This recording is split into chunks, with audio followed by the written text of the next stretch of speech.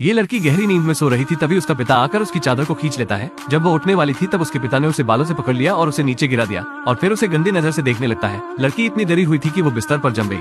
अगले दिन उसके पिता को याद नहीं था कि कल रात क्या हुआ था। वो अपनी बेटी से खुशी खुशी बात करने लगता है, लेकिन बेटी ने उसे देखा और बिना कुछ खाए वहाँ से चली जाती है। पिता हैरान था, लेकिन वो इसके बारे में ज्यादा नहीं सोचता है। लेकिन फिर कुछ और इससे भी ज्यादा बुरा होने लगता है। माँ, जो बिल्कुल सीधी सादी हुआ करती थी, आज असामान्य रूप से चिड़चिड़ी बन जाती है। उसने भोजन को काट दिया और यहाँ तक कि फिर उसने इसे हिंसक रूप से परोसा। परिवार ने सोचा कि आज उसका मूड ठीक नहीं है, इसलिए कोई उनसे कुछ नहीं बोलता है। लेकिन उन्हें यह महसूस नहीं हुआ कि जब उसने भोजन देखा तो वह ऐसे खा रही थी जैसे उसने कई दिनों से कुछ नहीं खाया था। वो भोजन से अपने मुंह भर लेती है। उसकी माँ को इस तरह से खाना खाते देखकर उसका बेटा भी खाने को खाने लगता है, लेकिन वो तुरंत मुंह से निकाल देता है क्योंकि खाना इतना नमकीन था कि वो उसे बड़ी आंखों से घूरने लगता है। जब उसके मुंह में खाना नहीं आ रहा होता है तो वह अपने बेटे को इसे खत्म करने के लिए देने लगती है। बेटा घबरा जाता है, इसलिए पिता को उसके बचाव में आना पड़ता है। यदि यह अच्छा नहीं है तो इसे न खाए। मुझे एहसास नहीं था कि यह टिप्पणी माँ को पूरी तरह से प्रभावित कर देगी। पूरा परिवार स्तब्ध था। माँ इस तरह कैसे बन सकती है।